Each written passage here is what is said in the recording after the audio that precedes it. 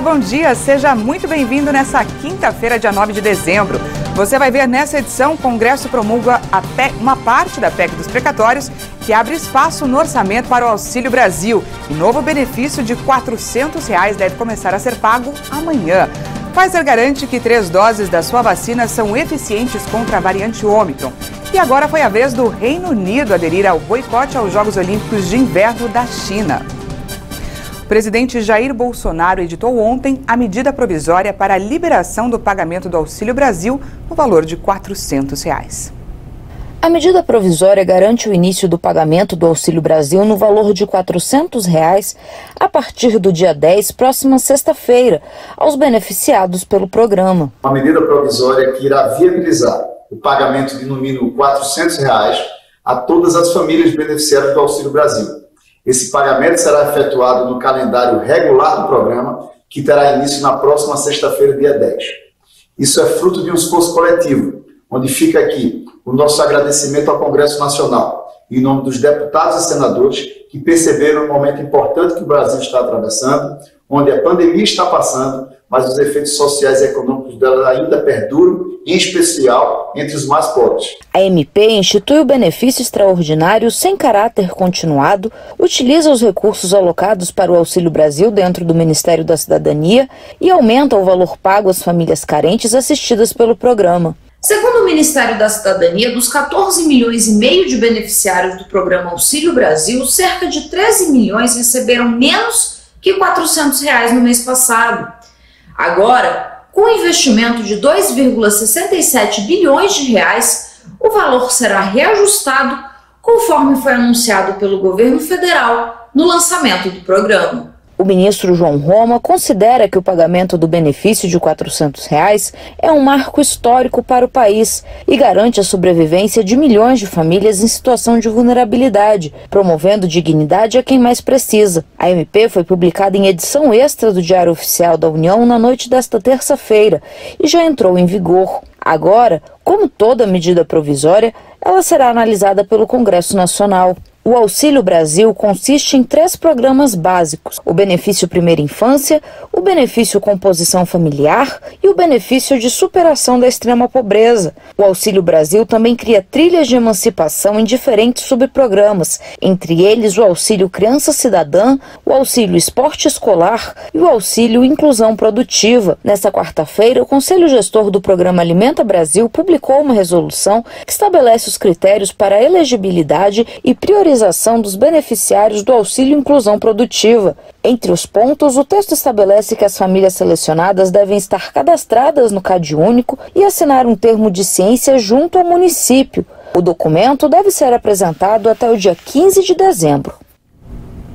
O Congresso Nacional promulgou o texto comum da PEC dos precatórios. Como ele sofreu alterações durante a votação no Senado, uma parte da proposta vai voltar a ser analisada pela Câmara dos Deputados na semana que vem.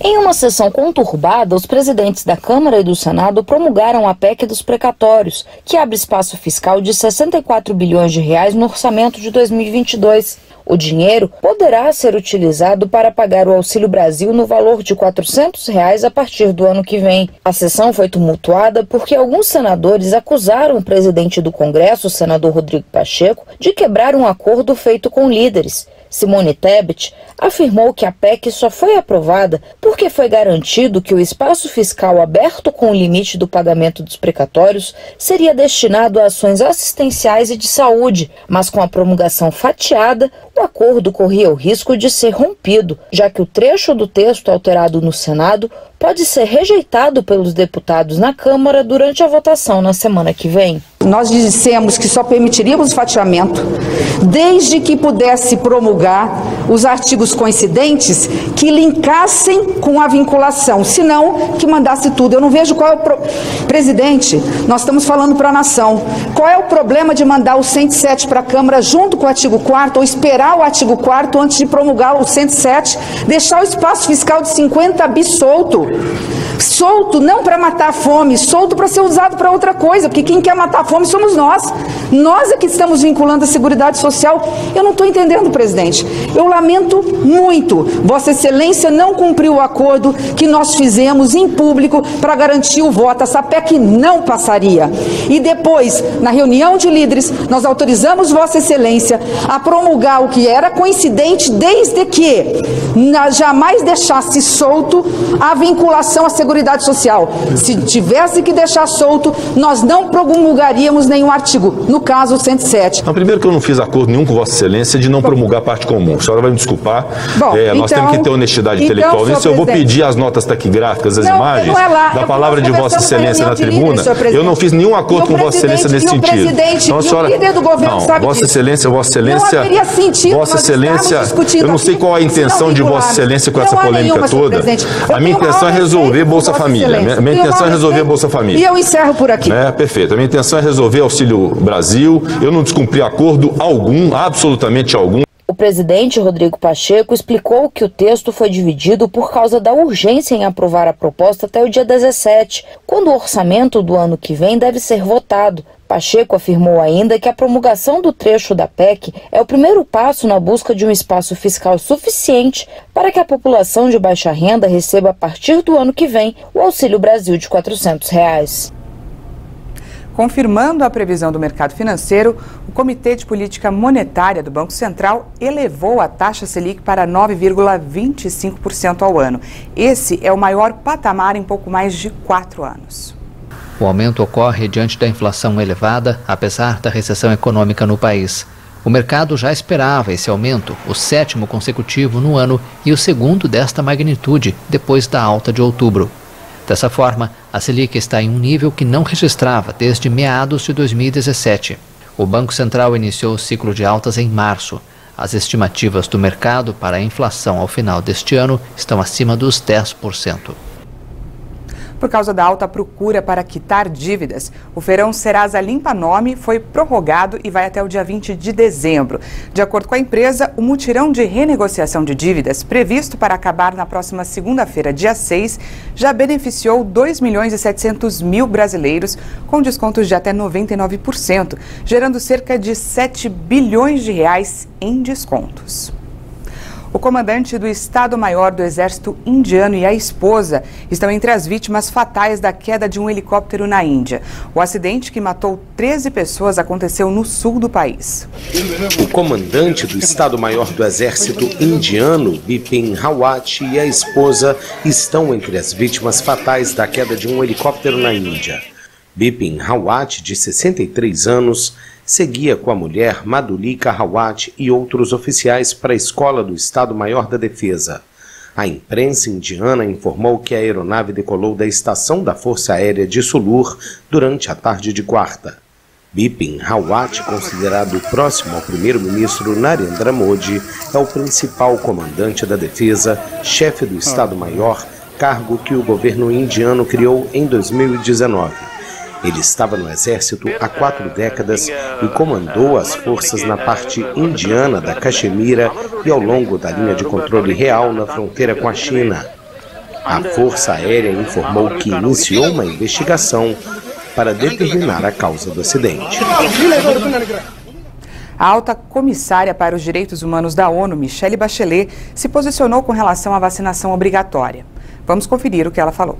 Em nenhuma circunstância deve ser administrada a vacina à força às pessoas. Embora recusem cumprir uma política de vacinação obrigatória, possa acarretar outras consequências jurídicas, incluindo, por exemplo, multas adequadas. Quando são impostas sanções, essas devem ser proporcionais e sujeitas à revisão pelas autoridades judiciais. A alta comissária afirmou ainda que os objetivos dos países que planejam adotar a vacinação obrigatória contra a pandemia são do mais elevado nível de legitimidade e importância.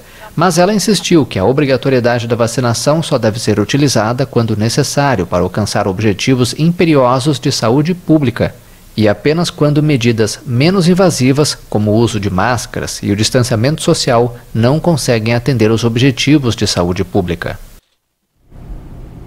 A Pfizer-BioNTech anunciou que a sua vacina é eficaz contra a variante Ômicron do coronavírus depois de 3 doses. Em comunicado, a farmacêutica acrescentou que um imunizante adaptado para a prevenção da nova cepa estará disponível até março de 2022. A vacina da farmacêutica contra a Covid-19 é baseada no RNA mensageiro ou mRNA, que ajuda o organismo a gerar a imunidade contra o vírus SARS-CoV-2, causador da doença. Mas a empresa com sede em Nova York acrescentou que deseja finalizar uma vacina mais adequada no combate à nova cepa. O texto informou que um novo imunizante vai estar disponível até março de 2022. De acordo com estudos realizados pelos laboratórios, a variante Ômicron pode não ser suficientemente neutralizada após a administração de 2 doses da vacina. As autoridades sanitárias europeias haviam informado na última terça-feira que uma dose de reforço da vacina contra a Covid-19, diferente da recebida nas primeiras injeções, pode provocar maior resposta imunológica em alguns casos.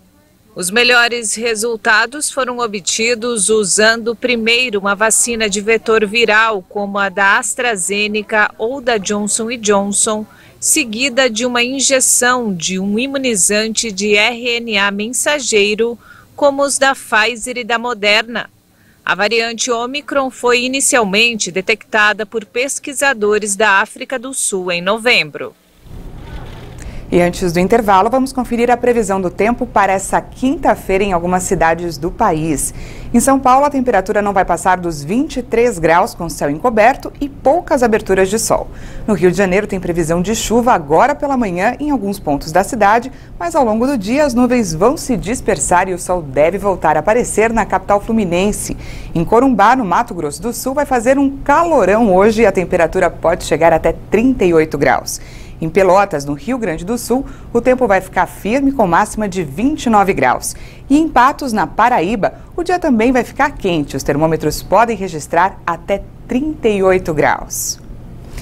E a seguir, depois dos Estados Unidos e da Austrália, agora foi a vez do Reino Unido anunciar o boicote diplomático aos Jogos Olímpicos de Inverno da China. Nós voltamos já.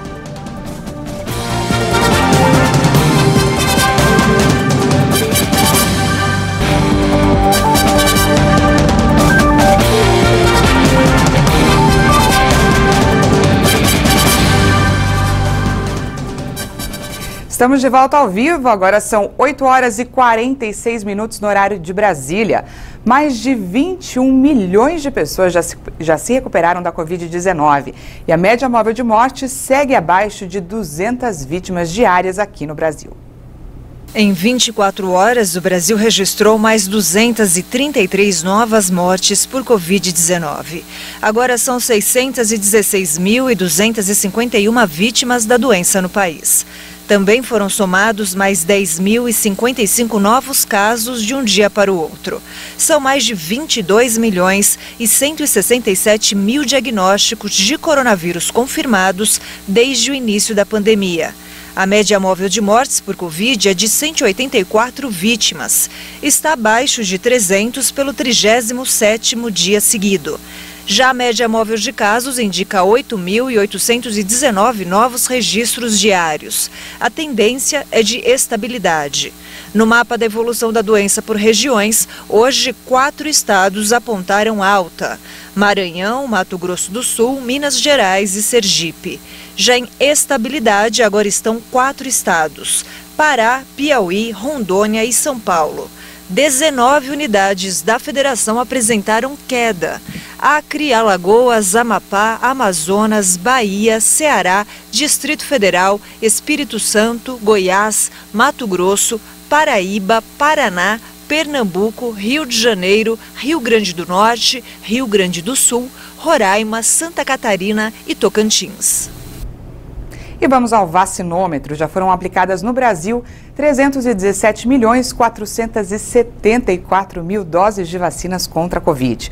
O Brasil se aproxima de 75% da população vacinada com ao menos uma dose. Segundo o Ministério da Saúde e as secretarias estaduais de saúde, mais de 159 milhões e 901 mil pessoas tomaram a primeira dose. Isso representa 74,96% da população, enquanto mais de 138 milhões e 249 mil brasileiros tomaram a segunda dose, o que representa 64,81% da população. E a dose de reforço já foi aplicada em mais de 19 milhões e 322 mil pessoas, 9,6% dos brasileiros. Em um dia, mais de 1.150.000 doses foram aplicadas. E começa a valer nesse sábado a medida que obriga os viajantes que entrarem no Brasil por via aérea a apresentar teste negativo para a Covid e comprovante de vacinação. Quem não estiver imunizado vai precisar fazer quarentena de 5 dias na cidade de destino. Até agora, para entrar no Brasil, todos os viajantes precisavam apresentar apenas a declaração de saúde do viajante, que pode ser preenchida no site da Anvisa, e um exame negativo realizado até 72 horas antes do embarque. Depois dos Estados Unidos e da Austrália, agora foi a vez do Reino Unido anunciar um boicote diplomático aos Jogos Olímpicos de Inverno de Pequim, marcados para fevereiro do ano que vem. A primeira confirmação veio do primeiro-ministro australiano Scott Morrison, que alegou uma série de divergências com Pequim. O governo chinês respondeu que ninguém se importa com a decisão do país da Oceania.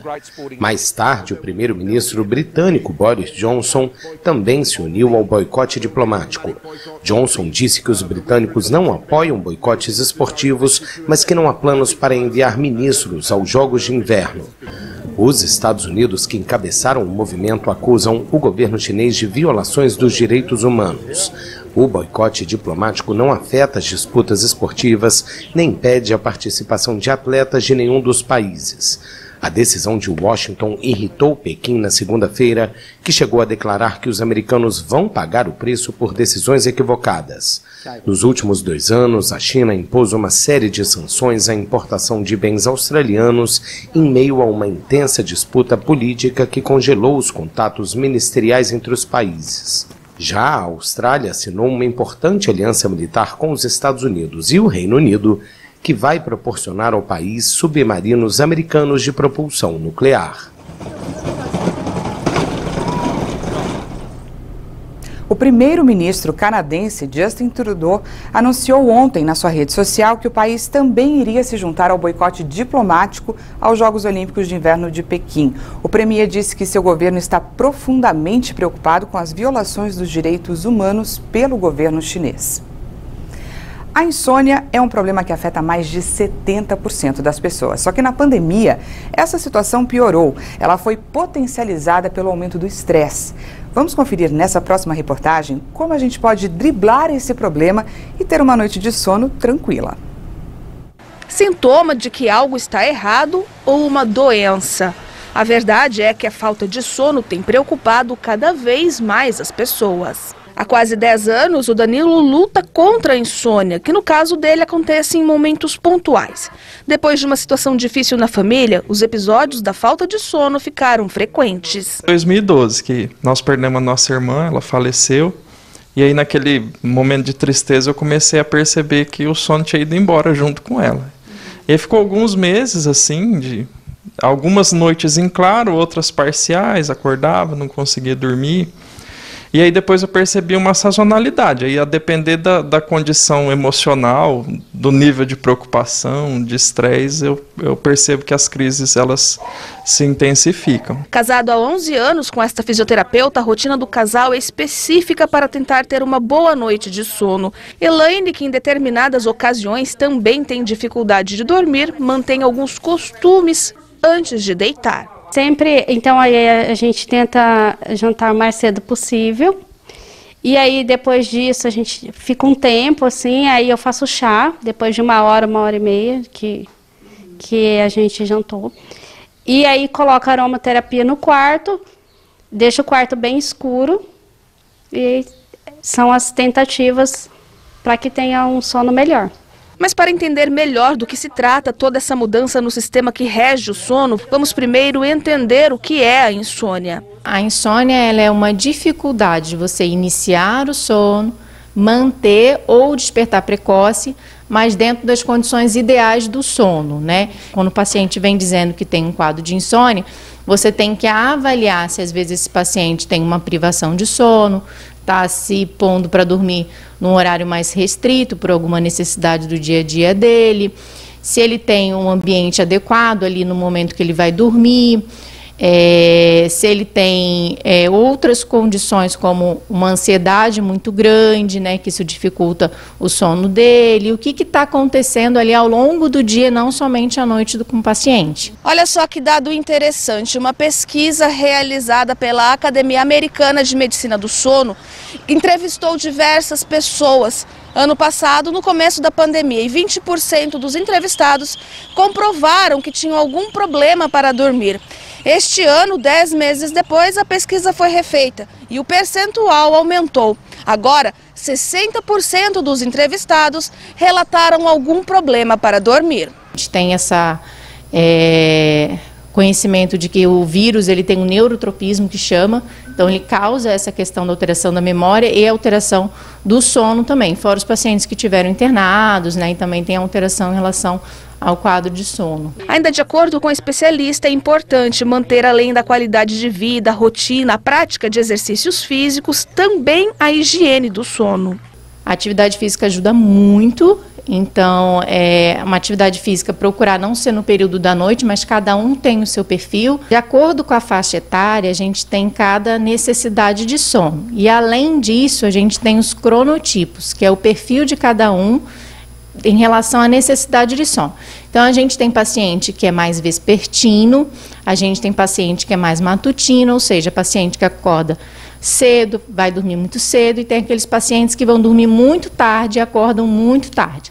Tem paciente que tem necessidade de 6 horas de sono, tem paciente que tem 8 e tem paciente que tem mais. A questão é você avaliar, quando você acorda, você tem a sensação que você teve um sono restaurador, que você dormiu bem, que você acordou mais disposto. Isso é extremamente importante.